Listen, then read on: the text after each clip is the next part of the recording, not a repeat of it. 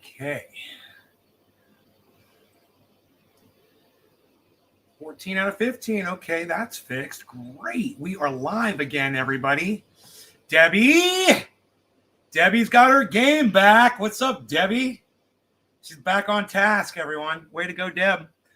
Trendy Orca's right behind you, swimming right behind you. Better watch him. Debbie's right behind you. I mean, he's 2 seconds behind you. Literally just 2 seconds. So keep an eye out on that orca. That blackfin. Okay, so on patrol. Citizens on patrol. Citizens on patrol. Cop. All right, so let me refresh that since it's saying 0. And I know there's more than 0 because we've got an orca swimming around. We've also got a Debbie. So make my hair look nice and pretty for the broadcast. And pretty hair. Like a supermodel. Nay's like a supermodel. He just needs a fan blowing on him.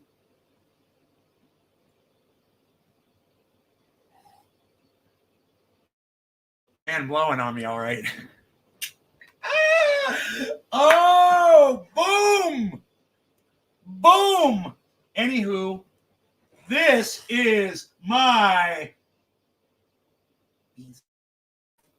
Look at that little head. Look at that noggin. Don't you just want to walk over there and kiss that little head?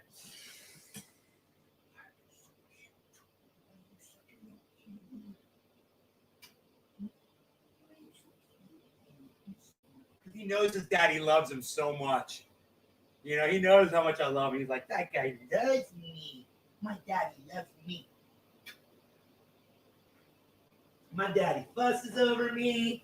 He cleans up my face for me. He keeps my ears feeling good. My daddy loves me. My daddy loves me. Beautiful. Why are you so beautiful and perfect? Why are you so perfect and beautiful? Why are you so perfect and beautiful? Little Diesel. It's because I'm black, right? Yeah, it's because you're black. Bro, that is so funny that you said that. Okay, so if Adam Benson comes in here, man, he'll love that you said that. I wonder if Adam will show up. Adam, let me know if you're here. Rhonda Michelle Gossett, happy Sunday to you and your happy husband. Said hello, please. So Orca. So when Adam and I were younger, and we still do today, we have a friend, and his name is Nate, and he was one of just a few black people who hung out with our crew, man. We had a whole bunch of people that we hung out with. And, you know, Nate was always there. Him and I were really, really close. He's a really good friend of mine. And as an inside joke, anytime Nate got slighted on anything, he would pull that race card, and it was always so funny. He's like, oh, it's because I'm black. I get it. Yeah, it's because I'm black. Okay, that's cool, guys. He would do it all the time, man. And I should fucking text his ass and see how he's doing. I haven't talked to him in a while. See if I can ring him up. He's a good guy. Really good drummer. Huh. My phone is kind of flipping out right now. What's wrong, phone? Why won't you? Okay, there you go. I like it. There you go.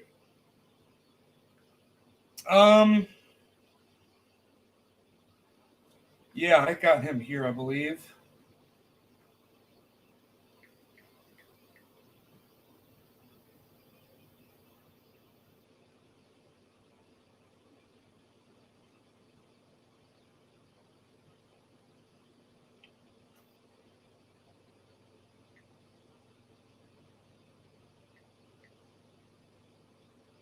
Huh. He's not coming up here. I must text him somewhere else.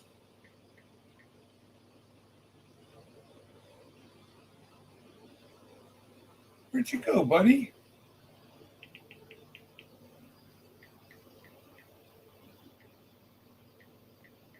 Let me type his whole name.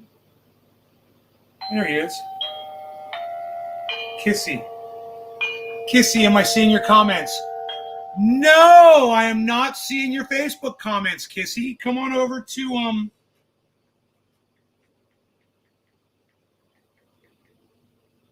I've never texted Nate before. And we've only just talked on the phone, I guess.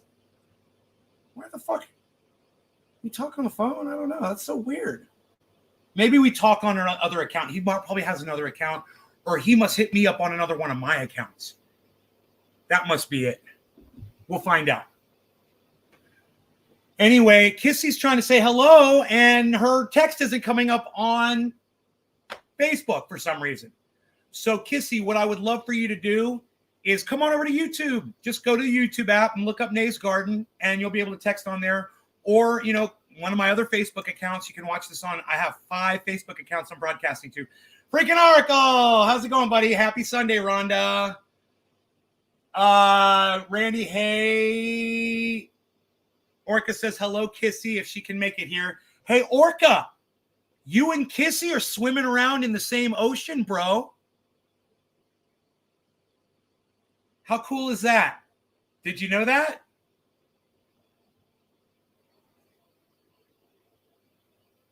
You and Kissy. Hey, Josh, you and Kissy are swimming around in the same ocean. I love me some Kissy.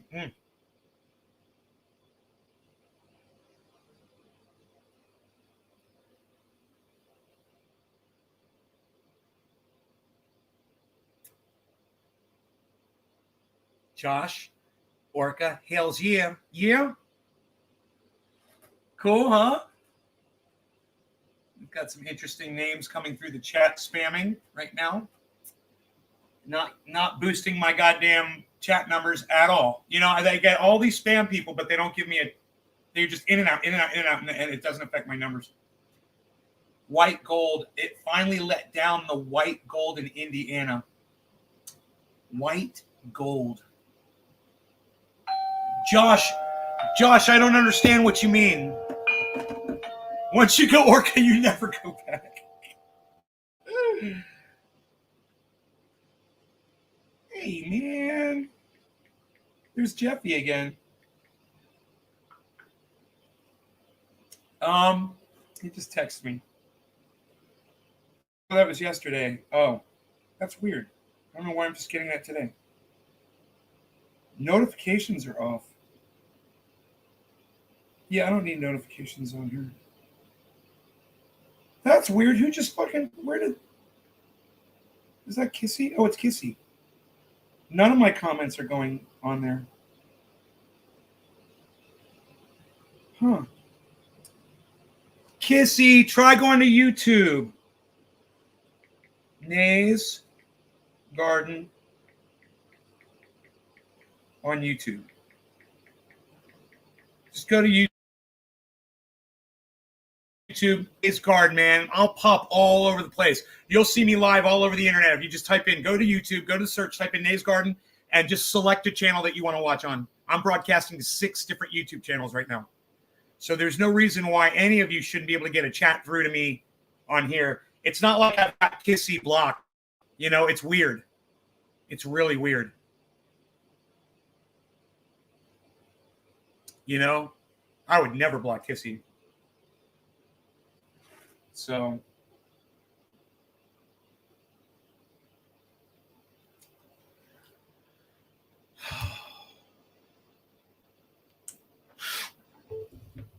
Can't wait for her to jump on. Yeah. Oh, there she is. Hi, Kissy. She's here. We can see you now. Kissy, my friend Trendy Orca, his name is Sean. He is he's out there in your area. So just know there's more trendies out there. If you ever need an orca to swim by and save you, we got one out there. I know, he's nowhere near the ocean, right? He says he makes his own ocean wherever he goes. His ocean is large and inclusive. He's saying hello to you right now. I don't know if you guys are on the same YouTube channel. You guys on the same YouTube channel? How cool are we, huh? It's a small world. I'm back in the Midwest. Right. That's where Orca is. He's in the Midwest. Pretty close. You're going to find out.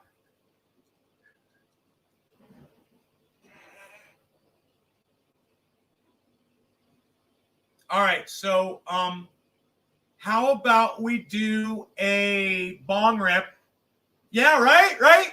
Let's do a bong rip to No Law Regarding Tornado Alley. How about that? Cheers, guys.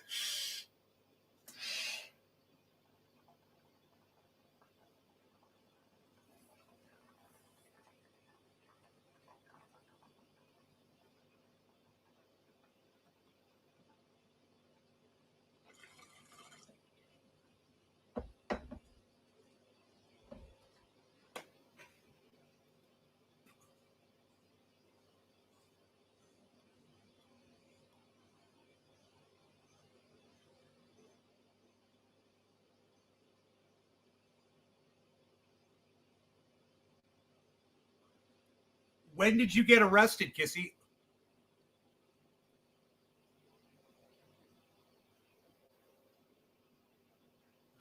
That's fucking crazy. You got arrested? What?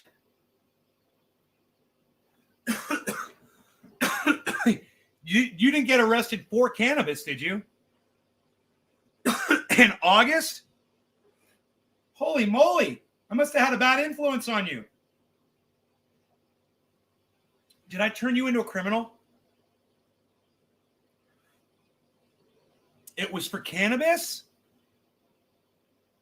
Oh my God. What? And you got arrested for it? Don't give myself that much. I'm not. You know I'm not. I've met you already. You know I'm not. I take no credit. What was the charges? How did it go down? What the fuck, man? I can't believe they still put people in jail for cannabis anywhere in this country. That itself shows you how feeble-minded we are. Just as Americans, we are so feeble-minded. We can't just look at the state next door and go, hey, man, we should be doing that too. Why should my kid go to jail if they want to experiment with cannabis? You know? No one ever got hurt messing around with cannabis. The only people that get hurt messing around with cannabis are the ones who the police beat up when they arrest them. And that's the most danger cannabis is going to cause you, is if you get arrested with it. That doesn't make sense. Why should the punishment and the capture of you be more detrimental to you than the drug itself? Start month. Wow, I'm so sorry. Oh man. We got to do a lot of bong rips for Kissy, guys, this whole month. We're bong ripping. I mean, this whole year, we're bong ripping for you. A year. Your crypto's in the green. Yeah, not mine. I got some Bitcoin. My Bitcoin is not in the green. But Bitcoin I bought this morning is in the green. No, it's not. It's not in the green. It's way under, actually. It's not doing good at all. I've had some close calls, but I guess I just look innocent. Sean, you do look innocent. You do. You have an innocent look about you. It's good. Had to do drug classes in Indiana for cannabis. Josh, I'm so mad. I'm so sorry, Kissy. What, did they catch you smoking in your car or something? Bong rips for Kissy, everybody. It's a tall order. Bong rips for Kissy. No law regarding Kissy. Quarter of the hour. Cheers, everybody.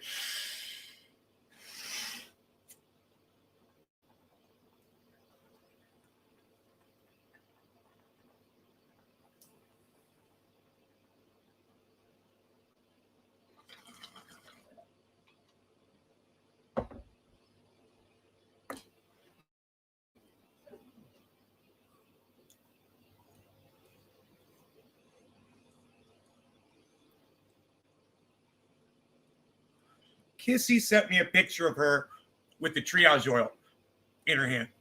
I gave her some triage oil, or she bought some.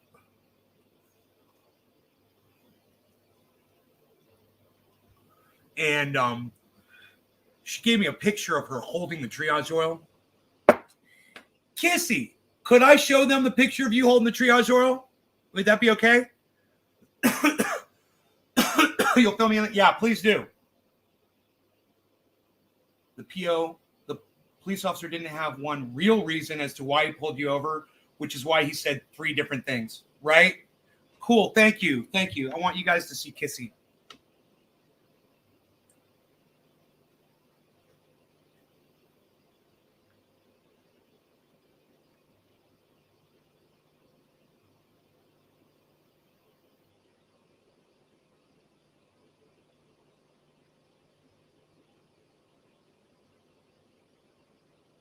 Remember that day I was sending you pictures of that stump and you're like, you need to clean your lens on your camera. I'm like, yeah, I do. God, this girl's good, man.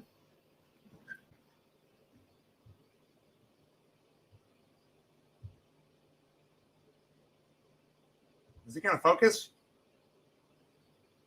There we go.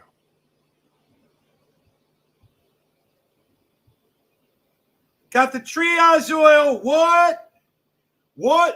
Triage oil. What? You got a lawyer? Kiss, you got a lawyer? Dave Campione is asking. I could just make this my desktop image.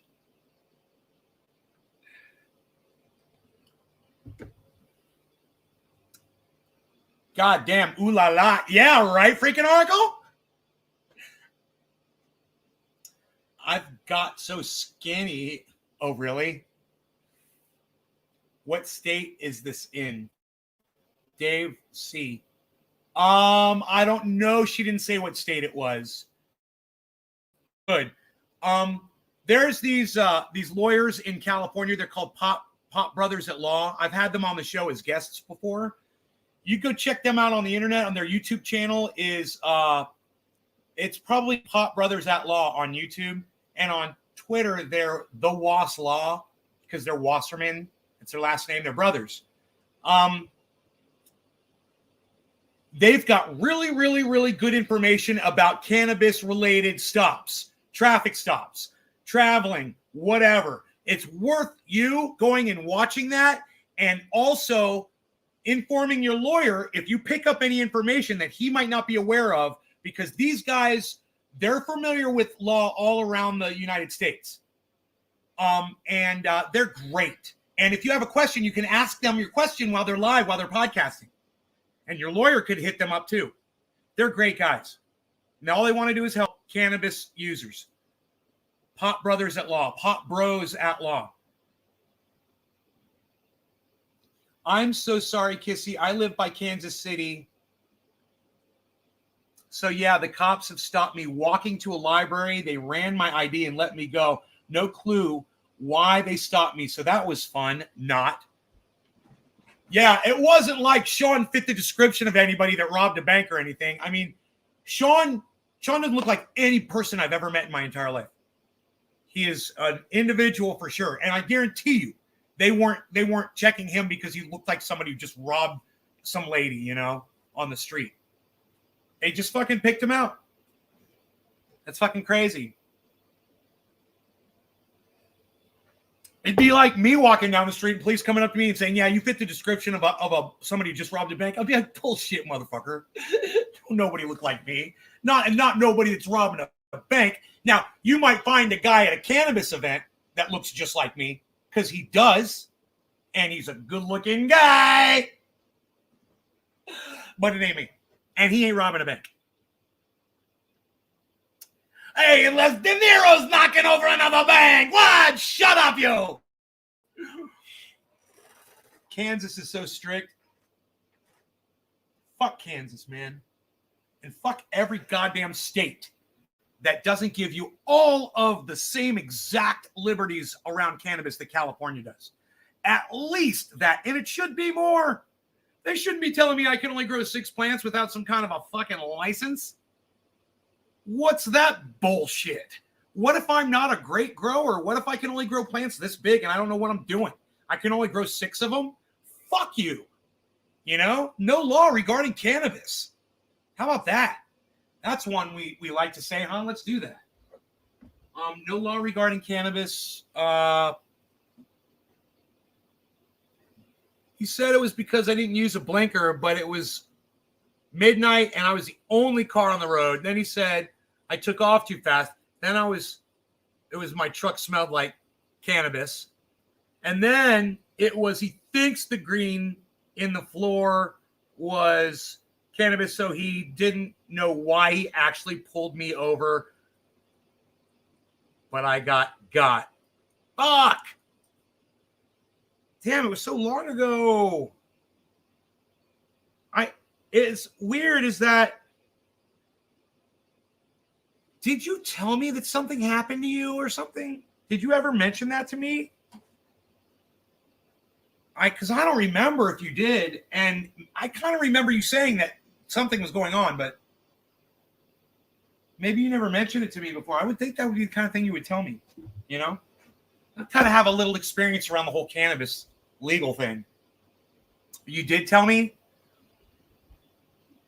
Maybe I was thinking it happened a long time ago or something. I don't know. Maybe I don't know, man. Maybe my head was up my ass, like it usually is. He used the blinker. Then he said he smelled cannabis. Kansas still calls it PC. Kissy, yes. Yo, Enoch, what's up, son? Packing a bowl. And we're smoking for no law regarding cannabis. 420 Newfoundland. That cop just wanted to meet the hot chaka that just blow by his downtime on patrol. Yeah, but dude, maybe she wasn't flirting with him enough, so he decided to give her a ticket instead.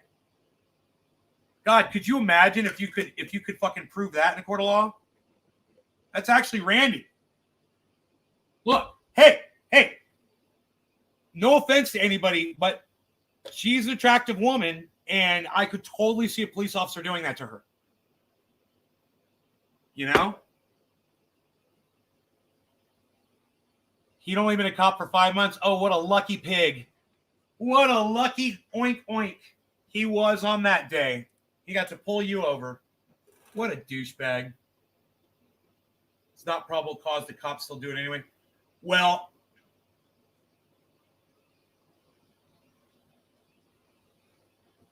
I want you to check out Pop Brothers at Law, Kissy. Please check them out. Please go to one of their podcasts, go to one of their live streams and talk to them if you have questions. They have so much experience around this.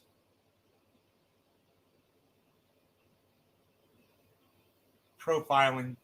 You have a Tahoe with tinted windows? It was midnight. Oh, they couldn't see you. I got you. Cops. You've had female cops ask you out before, Orca? I had a female cop pull me over for doing a wheelie in front of her on the interstate. That was a fun day. Hater, but that was some bullshit. No, I'm a cop hater. I don't like cops. They're cops for a reason. Serve and protect my ass. Why aren't they reporting other cops when other cops are fucking brutalizing people? Because they're not there to serve and protect. Just like politicians aren't there to help us. You know? An attorney can fuck him up in court since he may have messed up on paperwork since he's on 5 months in. Josh, maybe. That's possible. A good lawyer will find that. It sounds like they totally profiled you. You idiot. Says Kissy. Yeah, I know. I'm surrounded by it. We got to smoke this no law regarding cannabis for Kissy. Newfoundland. Cheers. Cheers, Enoch.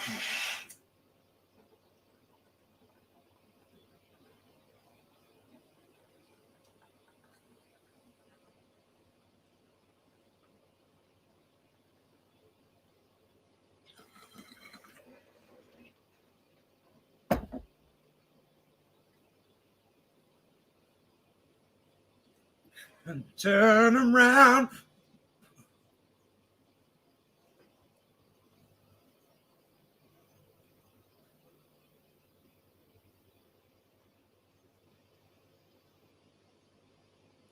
Every now and then I gotta pack a little cannabis into my bong and get high, turn around. Well, every now and then I gotta smoke a little bit of cannabis and then blow some rings. Turn around every now and then. I gotta get a little bit higher and to fire up my podcast. Turn around every now and then. I gotta go something nice with a little bit of cannabis glass around. Trendies every now and then. I gotta get real high. Turn around, trendies. Every now and then I gotta get real high. And I need it more than now. Cause I need some cannabis forever. And I know I'll smoke right now. And I know this song won't remember anything that I say. Because none of the words will matter in the time I'm smoking on my cannabis. And I'm gonna lose my voice on this note.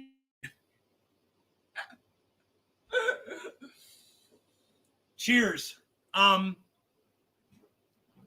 Did I inspire all that singing? And Kissy inspired the singing. Yes, you did. Of course you did.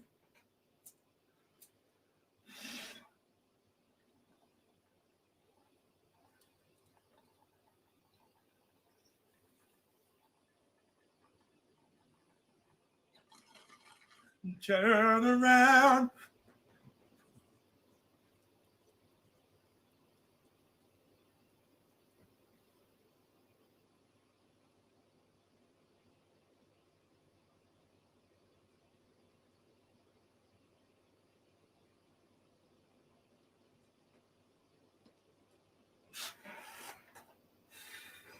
Bye. Why? Because I start singing again.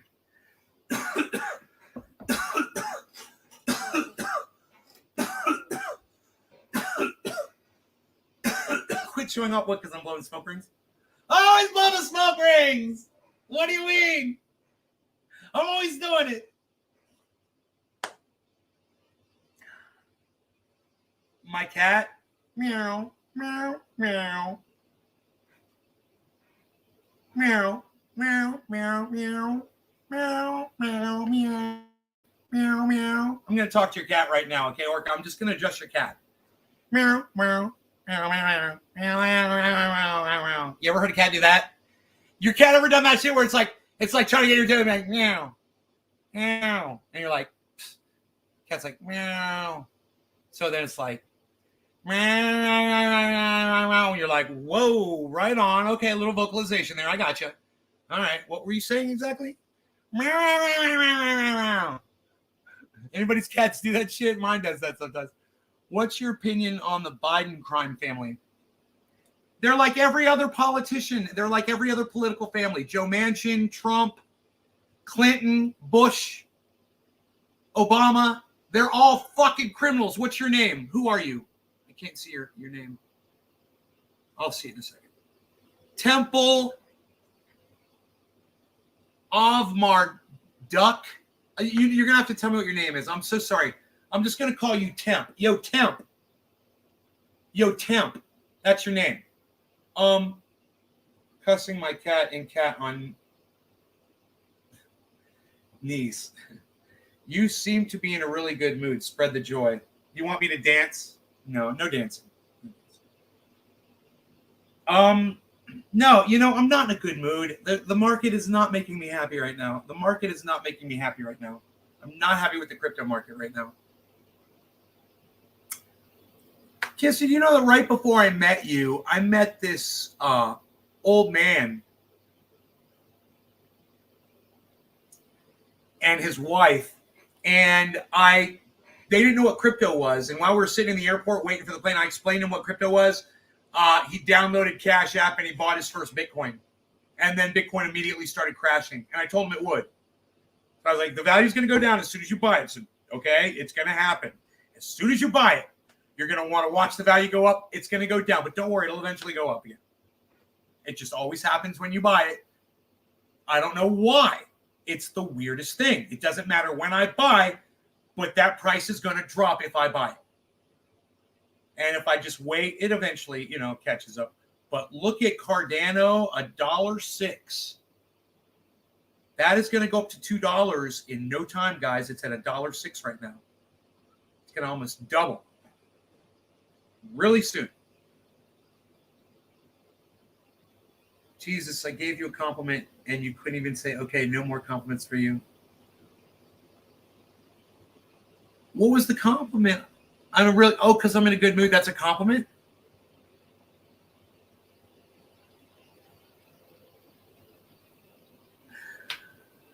Oh boy, when it becomes a mood, it means I need to start working on my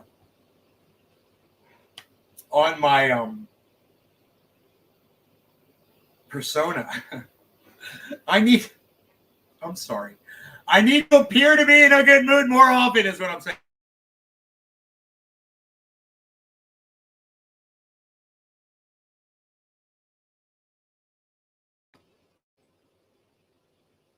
Uh-oh, orange creamsicle time. Orange creamsicle time.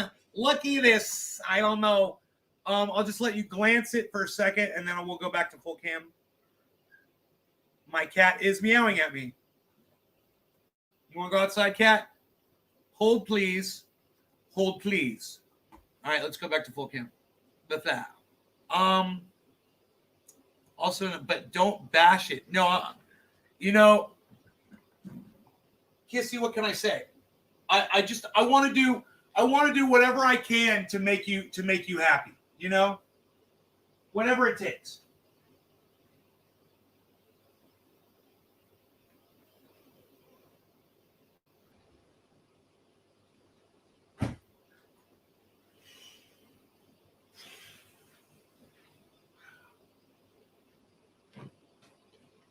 Okay, for real, you're out of here? Unreal. Whatever. If you have to leave, you have to leave. You know, this says I only have 10 people watching me, and I'm like, I'm so heartbroken. So heartbroken. Psh, stop yelling. It's Joe. No, I don't want to yell. I don't want to yell. I can't stop it, you know?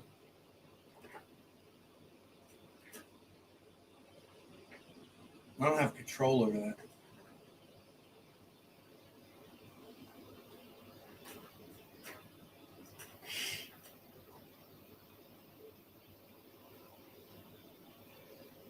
But, you know, I know that if I could stop yelling, I'd have more people watching.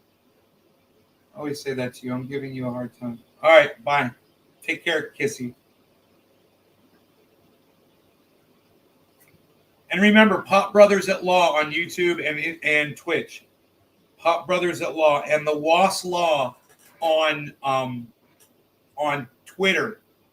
You can contact them. You can get free information from them. You can watch their podcast. You can talk to them live. They might be able to help, you know. Hey, Milan, what's up? Hi, Tiffany.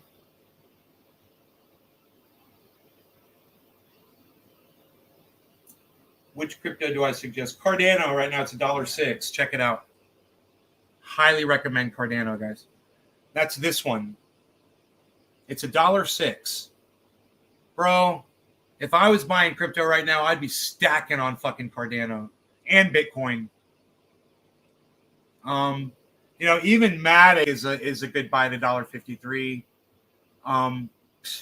Sandbox is gonna double for sure, man. It's at $2.95. It's gonna go back to $6. It's gonna go way past that.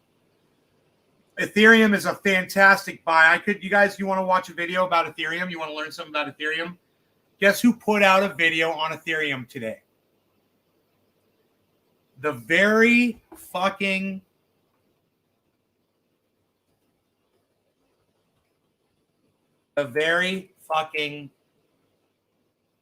podcaster that I recommended this morning.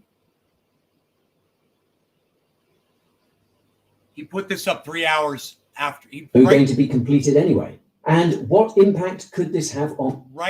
He put this up right after I told you guys you should check out his channel, and this is exactly what you guys need to hear. Because look, Ethereum's at $2,400 right now, and a lot of people, you think, dude, I can't afford that. Oh, dude, you could get $20 of Ethereum. You don't have to get $2,400 of Ethereum. But your $20 is going to be worth $21, you know, maybe then $22. It'll go up in value. And then you'll start understanding crypto, you know? On price. Am I still bullish? In my video today, I'm going to attempt to answer all of these questions. I'll also give you some of my own thoughts. We're going to skip his limerick that he does. Don't go anywhere. He does this really stupid limerick. I like his intro. That's cool as fuck. Sorry, folks. I really must remember to switch this off. I'm so sorry. Oh, wait. Let me see this. Hello? Guy, me old mucker. It's Cousin Barry from Barking. How's it going, sunshine? Barry, hello. Nice to hear from you. Yeah, I'll get right to it, Guy, me old China. You're a busy man. I'm a busy man. Things to see, people to do. You know how it is. Okay. So, I met some geezer down the battle cruiser last night. What said you were in the old financial advice game. Been watching your channel, innit? So I thought to myself, yes, please, I'll have some of that. So I picked up the old dog and bone, and here we are. What you got for me?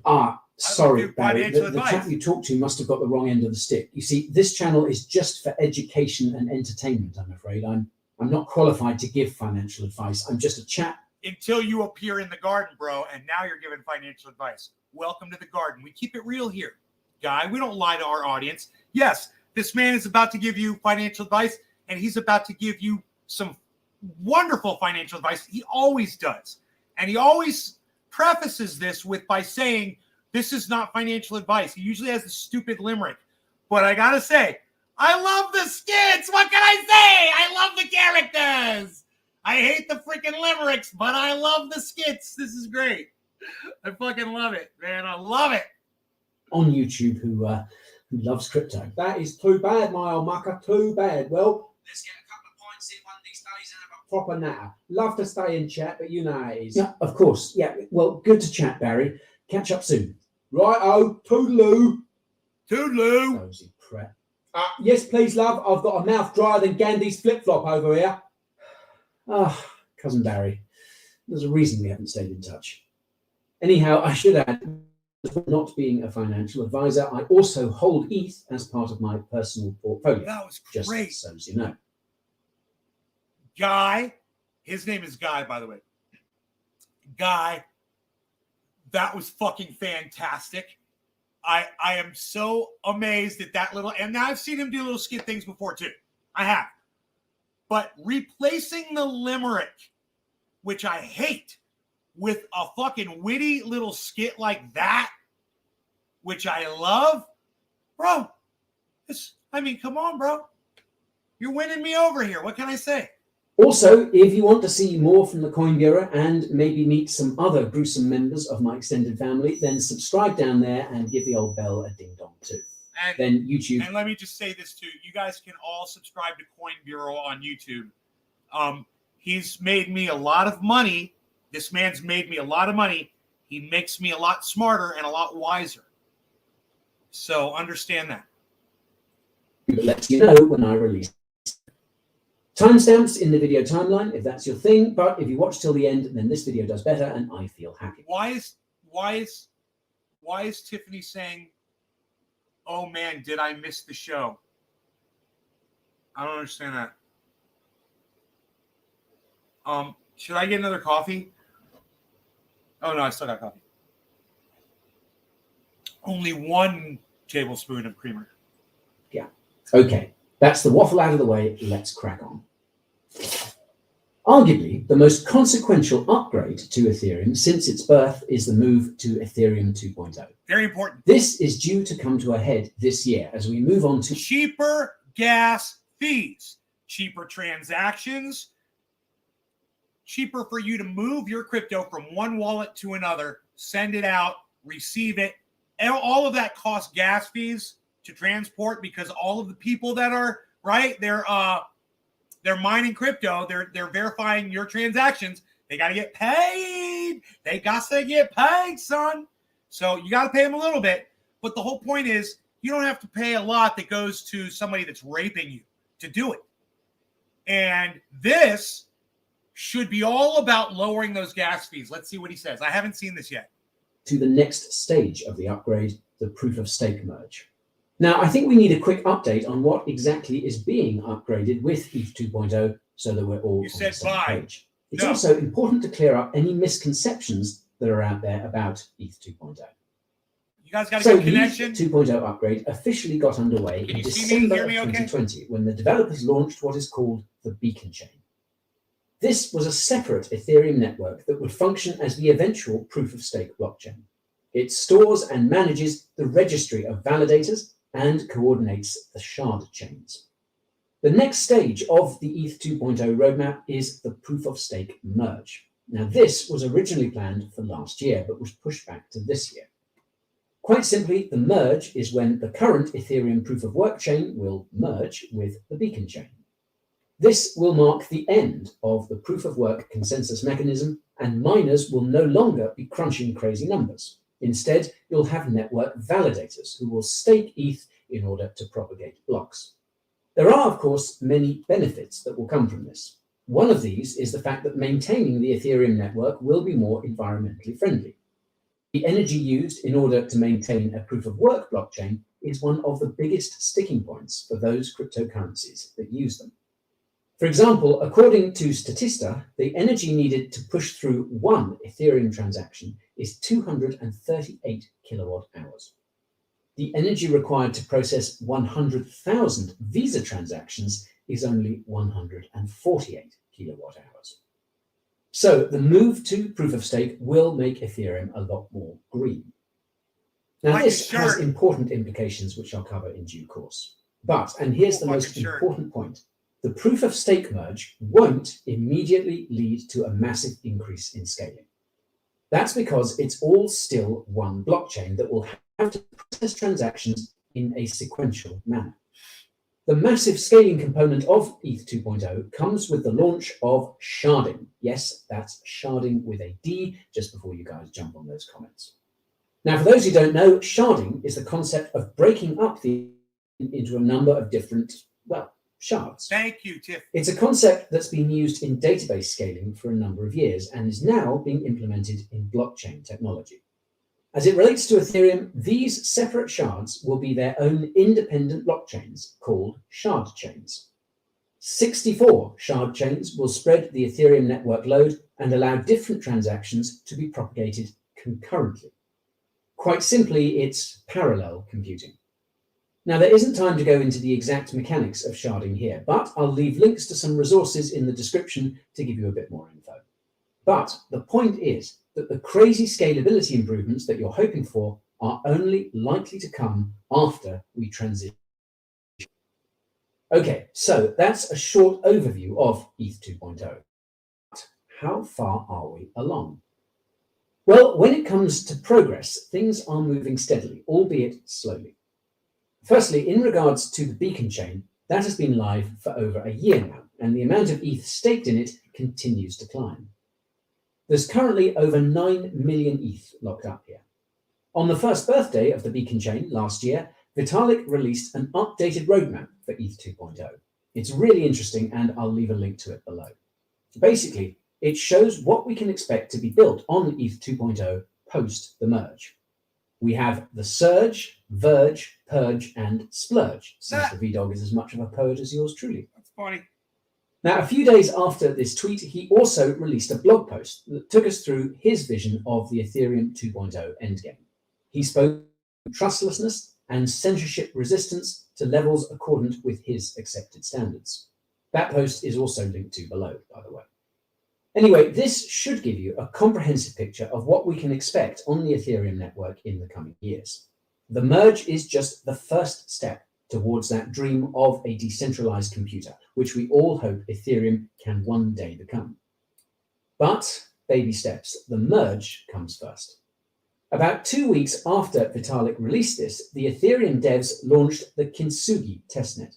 This was a, quote, longer living testnet that would allow developers to experiment with Ethereum in the exact manner that the network would operate after the changeover. These devs could, for example, test certain DeFi apps and tools, and the ETH developers encourage them to give it a fair crack of the whip. If you are a developer, I'll leave a link to it in the description so you can give it a spin yourself. And fun fact, kintsugi is the Japanese art of putting broken pottery pieces back together with gold, and I couldn't think of a more apt metaphor. Anywho, there was a lot of testing of kintsugi over the holidays, and on the first dev call earlier this January, senior ETH 2.0 researcher Tim Bako gave an update. There were a few minor issues here and there, and work began to fix them. According to Tim's tweet thread, there are a few more updates that need to be worked on before the merge. They're also going to launch one more merge testnet, which, quote, may be the last one prior to the existing going through the merge. Okay, so that's from one of the senior devs on ETH 2.0. However, there were many in the community who were slightly disheartened by comments that Vitalik made in a recent episode of the Bankless podcast. This was to discuss that roadmap that I mentioned earlier. In it, the host asked him to rate the progress that Ethereum had made so far in the past 6 years towards the endgame that he envisions. He said that it was 50% there. Now, many on crypto Twitter appear to have been thrown off by that statement, as it would of course imply that it would take another 6 years to realize Vitalik's full vision. However, I think that the FUD was misguided. That's because the statement was in relation to the entire roadmap of his. The merge was only the first step, one which will hopefully be taken soon. Moreover, he claimed in that same podcast episode that once the sharding was implemented, then they would be 80% there. On Chinese social media, for example, there were some rumors circulating that ETH... Yeah, Tiffany, I would say don't look at stocks. Instead, look at crypto. Look at the whole crypto. Look at NFTs. Look at staking. Look at liquidity pools. ETH 2.0 would be delayed. Look at trading. Another year. This was based on some story on WeChat. Now, when asked about this in a popular Ethereum WeChat group, Vitalik said in Chinese that he didn't say that. And for those of you who didn't know, yes, Vitalik speaks Chinese, having taught himself a few years back. Wow. Because that's what geniuses do, right? Wow. I'll upload this interview he did in Chinese from about 3 years ago if you want to hear him in action. Wow. Okay, so this then begs the very important question, when merge? Well, I happen to think that it's likely going to be in Q2 of this year. And if that does indeed come to pass, what exactly could this mean for the price of ETH? Well, putting aside sentiment and speculation for the moment, it's important to look at the economics of the merge and what it does to ETH demand and supply, that old chestnut. Firstly, there's the question of what it will do to all that ETH that's been locked up once the merge has happened. Could all those who've had their ETH locked up for years finally be able to withdraw and hence sell it? Well, not quite. That's because there will be a limit on the exit rate of the validators. This will be done in order to make sure that there's not too much of a rapid change in the validator set. So what this means is that you will only have a max of 4 validators every epoch, which is every 6 points.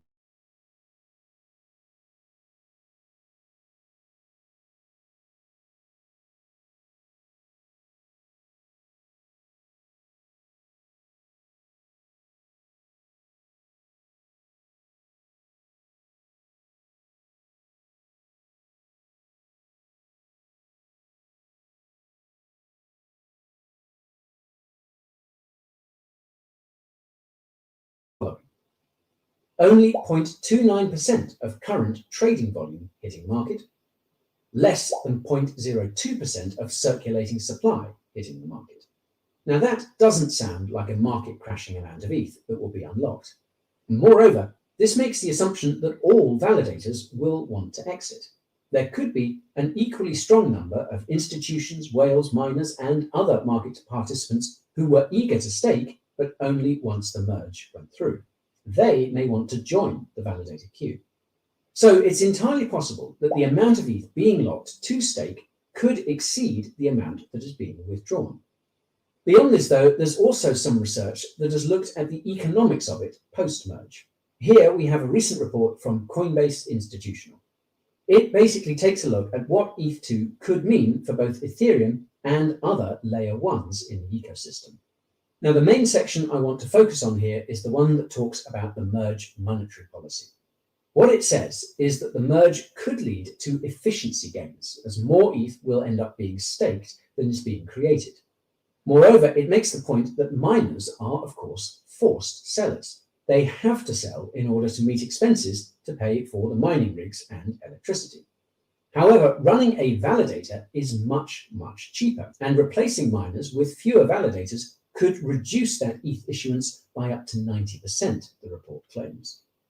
It also estimates that this will lead to a fall of between 30 and 50% in the amount of ETH that's being sent to the exchanges. Now, of course, the less ETH hitting exchanges, the less sell pressure to impact on the price. Bureau. Now, this is pretty bullish for me. But of course, it doesn't change the fact that the merge won't drastically improve user experience. This is something that the researchers also point out. However, in the interim and beyond, one of the best solutions for user adoption of Ethereum is, of course, those layer 2 protocols. Wow. The Ethereum layer 2 world is moving so damn fast that it's sometimes hard to keep track.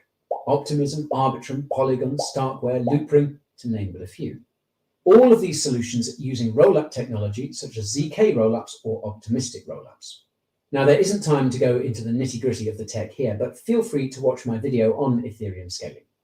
I also show you there how to use those layer 2 solutions, so it's definitely worth coming back to later. I'll leave a link in the description for you. The point is that there is an insane amount of adoption in the layer 2 space. Nearly all dApps are now deploying layer 2 solutions, and the TVL, total value locked, in these protocols is reaching record-breaking levels. For example, according to the website L2Beat, the TVL in all of layer 2 is now standing at $6.36 billion. This is up from a little over $100 million only a year ago. Some of these layer 2 solutions provide a user experience in terms of fees and speed that is even challenging the status of large centralized exchanges. For example, last year, at the peak of DEX trading, the volume traded on DYDX's layer 2 protocol exceeded that of Coinbase for a day. It's crazy, right? Now, according to that aforementioned Coinbase institutional report, these layer 2s could be the deciding factor of whether any ETH killers will be killed first. Moreover, there's a common misconception that these layer 2s could become obsolete when the ETH 2.0 upgrade is complete. On the contrary, sharding of the main Ethereum chain will compound their scalability.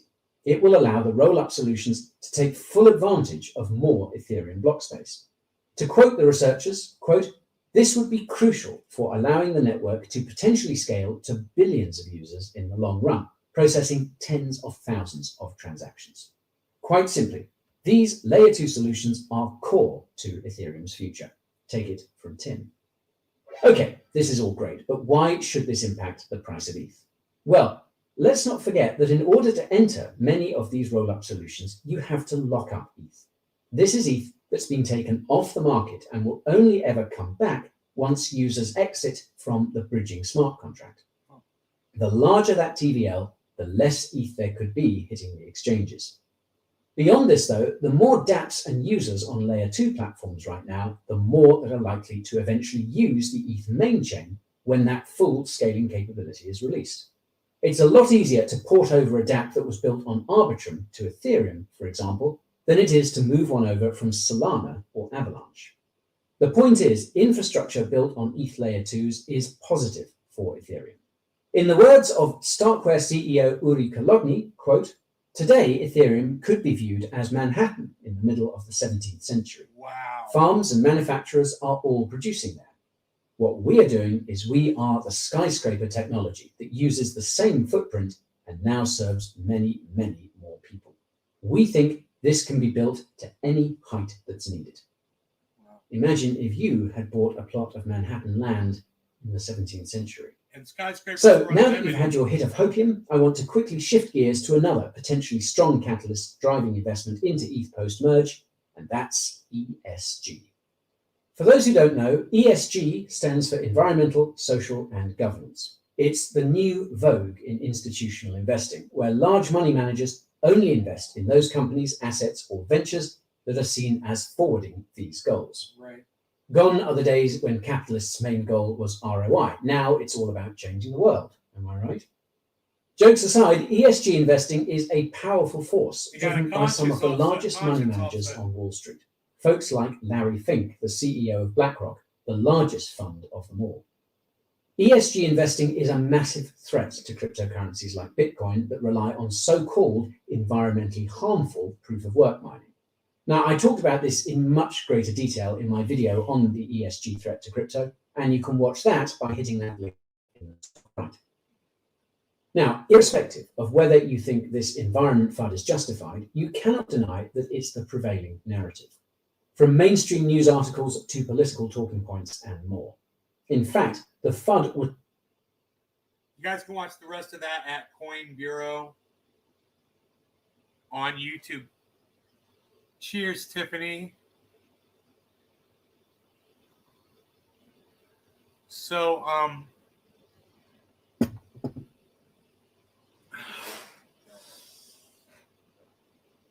you can learn a lot from Coin Bureau. I have.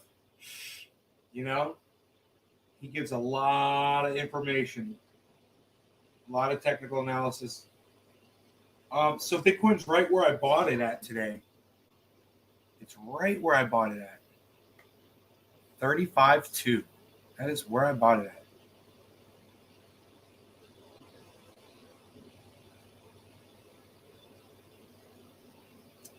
So it basically just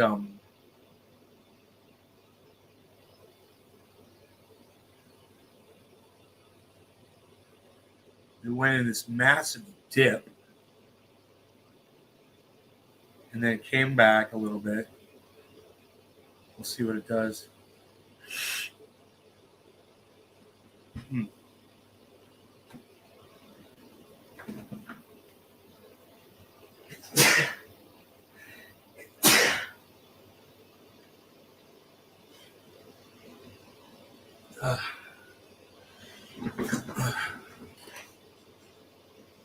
You switched over to YouTube, subscribe to this channel. Oh, good, Tiffany. You're going to learn a lot about crypto. While you're on YouTube, check out Lark Davis.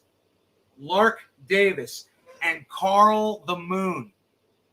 C-A-R-L. Carl the Moon. Lark Davis channel. The Moon. His name is Carl, but his channel is called The Moon. But if you look up The Moon, it's hard to find him. Put in Carl the Moon and you'll find him.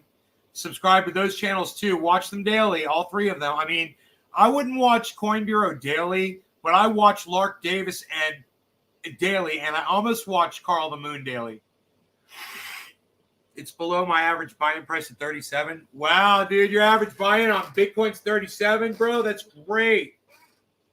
My average buy-in on Bitcoin is like 53, bro. 53,200, I think. I'm way up there. But I'm cool, man. I'm cool. I'm only $97,000 down total on my portfolio, bro. I'm cool. We're all good, bro. My value's down $97,000. I'm cool. I'll report that shit on my taxes. I'm fine to do that. How about that? Yeah. Hey, how about that? Report a loss. A massive loss on my taxes. I wonder what effect that'll have.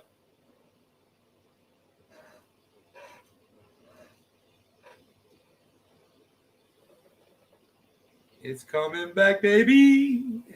It's coming back, baby. Baby, baby. It's coming back to me, baby. But I only have 0.08 Bitcoin. I have got 3, maybe 0.1, something like that. We'll find out.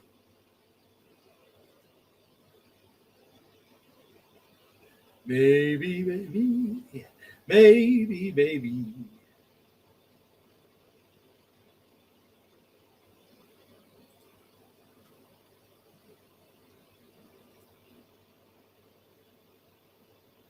Freaking Oracle.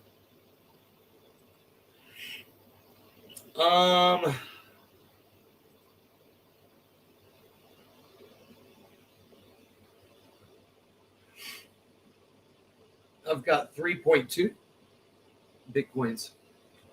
No. My average buy price, 52,360.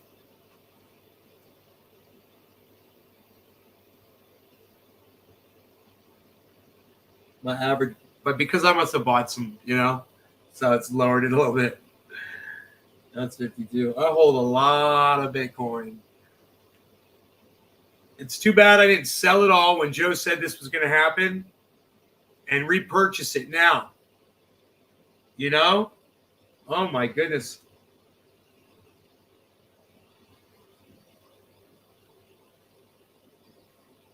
Now I could still go down to 29, but that's not much under. That's only $6,000 lower.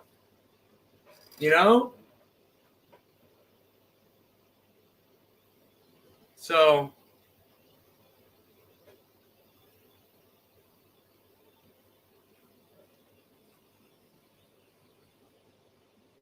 you started buying at 11,500. Oh my God, bro! You were the visionary, Killer GB. You were the visionary buying Bitcoin at 11.5.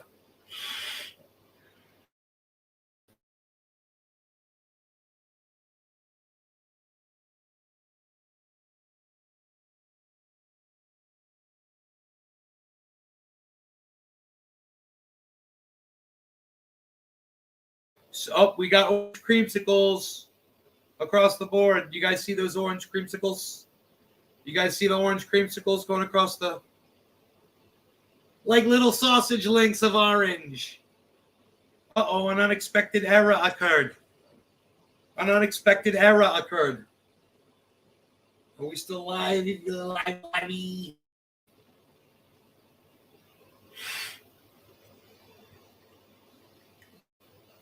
Wow, we're seeing yellow markers on Bitcoin, double yellow markers. It's beautiful. Big green spike on Cardano. Nice rise on Matic.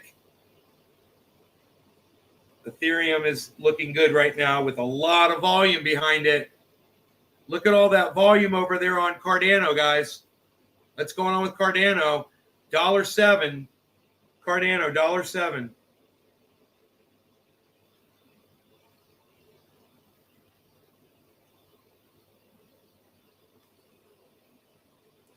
Ethereum got just $365.93 away from Orlando's prediction.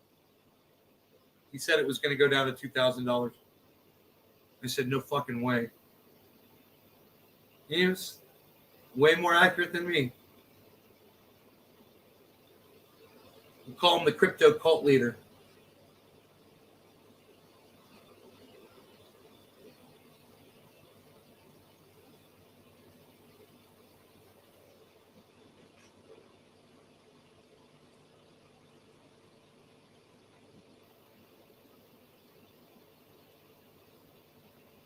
What's Cardano going to do, man?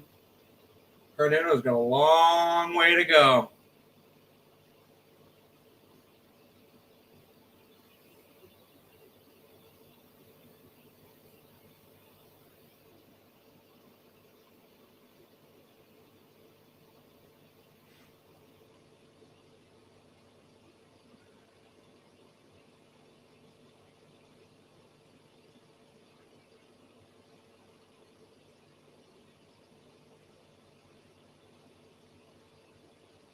But in the last 24 hours, it went up to $1.17.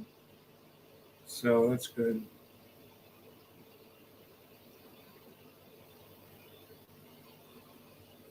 I don't mind watching this, Keeping my eye on what's going on. But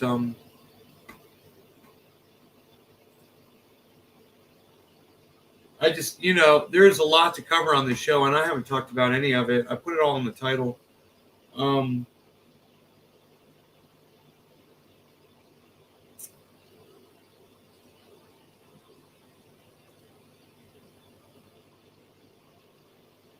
By Teddy RACISTVELT.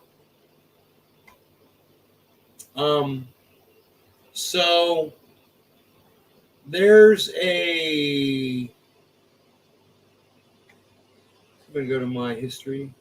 The video, this will prime us for this. There you go. Contextualized.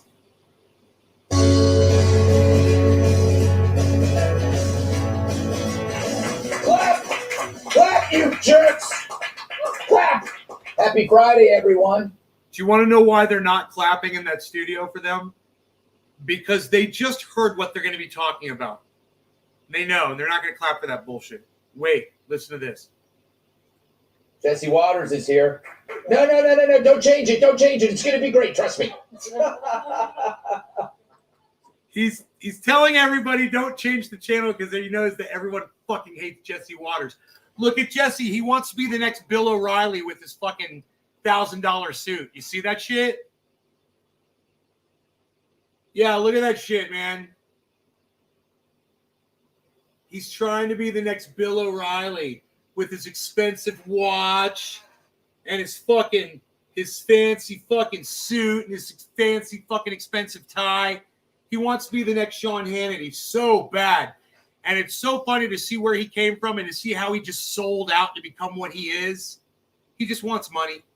But I like the way Greg just totally calls him out. So finally, justice has arrived after all the rampant crime, the smash and grabs, the subway shovers, the brutal random murders of young women. Our leaders are finally doing something about it. Late Wednesday night, a statue of Theodore Roosevelt, that's a president, Cat, was removed after standing in front of the American Museum of Natural History for more than 80 years. Yet instead of removing the vagrants who had defecating, doing drugs, and assaulting people, go after the inanimate stiff. So you're complaining that an inanimate object is being removed, but the people, the actual live human beings, they're not being brutalized. He just complained about that. He literally just complained about that. Did you hear that? He literally said he put more value on a fucking statue than on human life. That's what Greg Gutfeld just did. When do I start my next grow? It's a good question, Tiffany. You can start whenever you want. You know, just keep it in 24 hours of light to keep it in a vegetative state. Whether it's inside or outside, you can start anytime you want. You want to make sure frosts are over or make sure you're protected by frost with a greenhouse. You know, a plastic type of a, you know, like what I've got. A hot house. It doesn't have to be extensive. As long as it can protect against a freeze. And you've got a light you can hang in there to keep on there at night so they don't go into vegetative. They say they stay in vegetative state. You can start anytime you want. Get your trees as big as you want them before you put them in flower. So anyway, you guys, Teddy Roosevelt made some statements about Native Americans and other people of color. He called them dirty savages.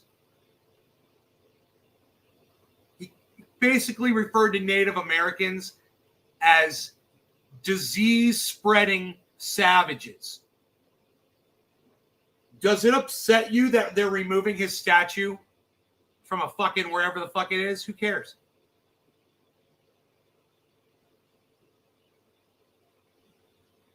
The man was a racist cunt. He said horrible things about other human beings because they had a different color of skin.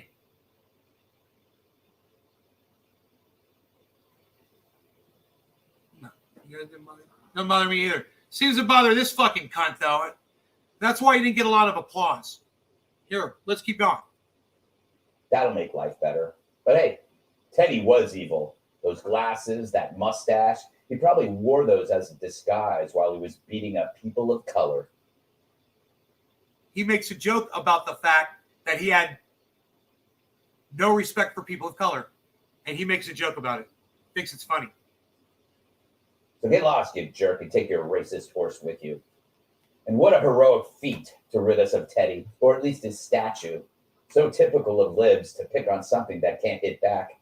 By the way, the removal cost the city $2 million. So we're... And that's fucking crazy. Bro, my buddy he owns a company that does that kind of shit. I guarantee you that shit didn't cost fucking $2 million if my buddy's company did it. That's bullshit. That's government waste spending right there. Where are they sending Teddy to? Private school? Overspending. Antifa could have done it for free with ropes, with CNN looking the other way. Hell, Cat would have done it for That's fucking hilarious what he just said, actually. 2 Sixers. The beer, not the players. But where else would you like that money to go?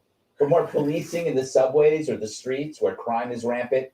You know, nobody's laughing at him. Did you know the statue was deemed so offensive they covered it with a massive orange tarp?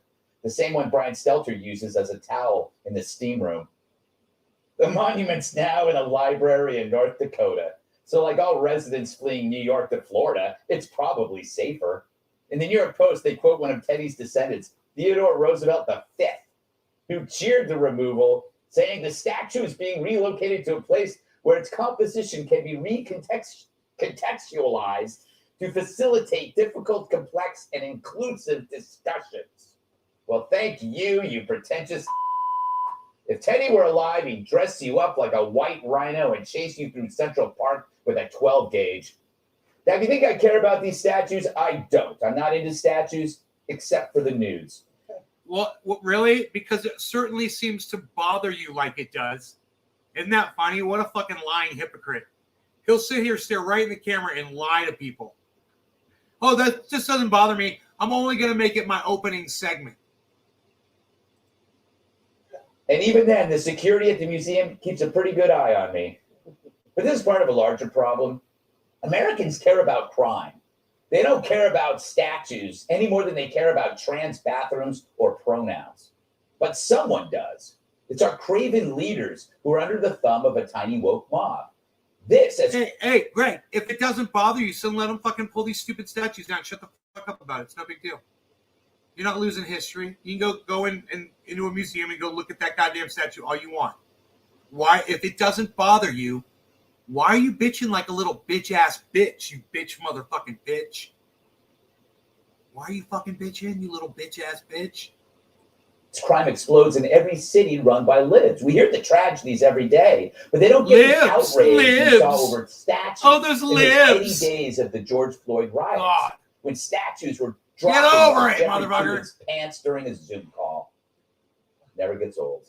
Now, many were of Confederate soldiers toppled by protesters, but it didn't stop there. Even the city leaders joined in, just as one guy predicted. What's all the cars going on? In the proud tradition of America's great leaders, from George Washington, please don't take his statue down, please. Please. To Lincoln, to Teddy Roosevelt, I see they want to take Teddy Roosevelt's down to. They're trying to figure out why. They don't know. They're trying to take away our culture. They're trying to take away our history. And our weak leaders. No, Trump, you do when you try to ban critical race theory. You do. You're the one that's trying to ban history. You're a fucking liar and you're a dumb cunt. And I see you for exactly what you are. They do it overnight. These things have been there for 150 years, for 100 years. Weak people. We didn't deserve him. Protesters tore down statues of anti-slavery heroes, as well as statues of governors. They removed monuments honoring citizens who fought in the Union Army. They trashed statues of the missionary Unibero Serra. That's my high school. That high school is named after him. And they better leave my statue alone. I'm riding Tom Brady on horseback. Of course, Columbus was removed in Chicago by Lori Lightweight. Black kids are getting shot by other black kids. And she's like, let's get that dead Italian out of here. If only we had a visual aid to shed some light on these misplaced priorities. I haven't seen this far in, guys. Thank y'all for coming. I'll keep this brief before turning the mic over to the CNN Sex Crimes Unit. After 2 years of exhausting all of our resources, we have finally apprehended the man who has caused our community so much pain and sadness. His reign of terror is over, and we can finally feel safe again. Statue. Now I'll give you one last look at the son of a bitch before we put him away for good. We also caught his accomplice. I believe they call that the getaway. But in conclusion, him and the horse he rode in on. Oh, and if you called the department in the past couple of months about robberies and murders, I promise you we will return your phone call. We just got to work out some staffing issues. Thank you. That's a police bus. So as crime spun out of control, our media saw progress in this pointless purge. Abe Lincoln's statue was toppled in Portland. I guess they're siding with John Wilkes Booth. Both Thomas Jefferson and George Washington were also knocked down in that town. Then they destroyed the city. Of course, there's no correlation there. Andrew Jackson in Mississippi, Francis Scott Key in San Francisco, Ulysses S. Grant also toppled in SF, probably to be replaced by a giant bronze pile of human feces. Even Frederick Douglass wasn't safe. He was torn down in Rochester, New York. Like Brian Kilmeade's fleas, that's a head scratcher. The Virgin Mary decapitated in Tennessee. Jesus Christ decapitated in Miami. Yeah. Probably because it needed a nose job. Even Gandhi was vandalized in Davis, California. And we all remember what a jerk he was. And yet the media and our politicians thought it was progress, that this would help cities and help people. But like what Disney did to Star Wars, they destroyed something and replaced it with something worse. I agree. The rest of us, though, we knew this was an excuse for mayhem, a gateway for more than just destroying statues. And what came next? Businesses and police precincts destroyed. Nothing was sacred. And when looting is defended as a good thing, society is as backwards as crisscrosses pants. There's a reference. It's the broken window theory on meth. You let society go to hell, and it quite literally goes to hell. We have criminals released from prison to commit more crime on New York subways, LA bus stations, high-end furniture stores. They'll stab you because they're as soulless and cold as the statues being torn down. And yet even now, the statues are still a priority because fake virtue signaling is easier than dealing with real suffering.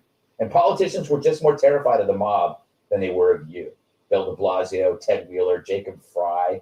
If they were any more yellow, they'd be on The Simpsons. Man, he doesn't seem so worried about people suffering. If he was, he's sitting there in that nice air-conditioned fucking studio with his fucking legs crossed, talking about all the problems of the world. I've never seen that motherfucker go out and speak in public.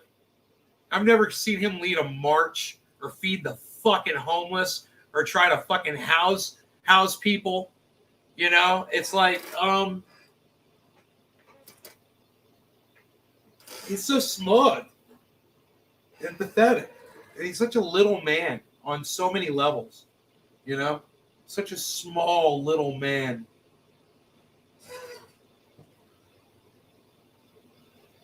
I'm digging all these cam settings, bro. It's so easy to go from fucking video to video scene. These are great. It's great. Oh, it's great. It's great. What do you guys think? We good? You guys good? What, are we good here? I think we are. All right. I love you guys. I'll see you on the next show. I don't know when it's going to be, but I will see you on that next show.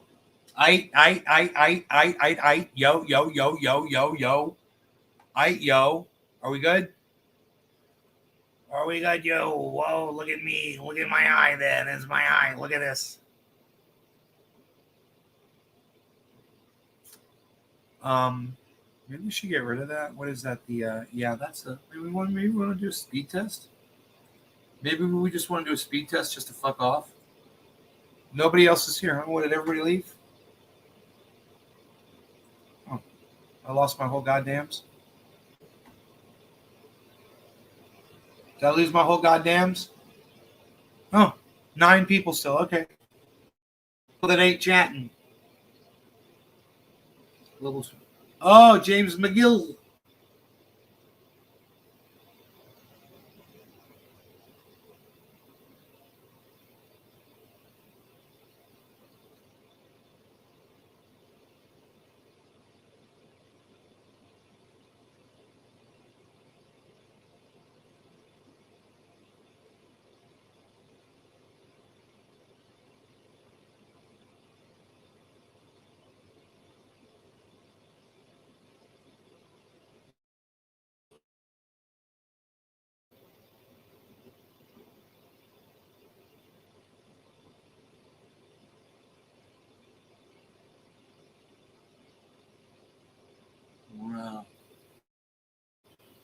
Oh, man.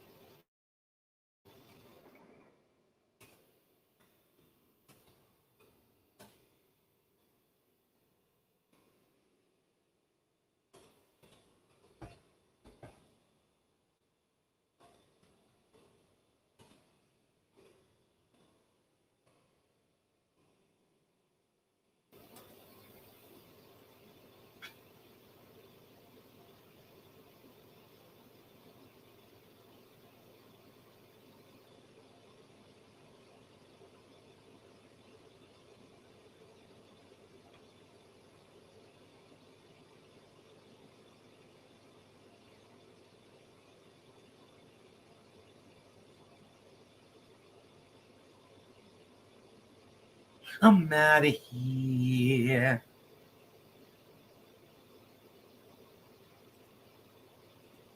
Out of here.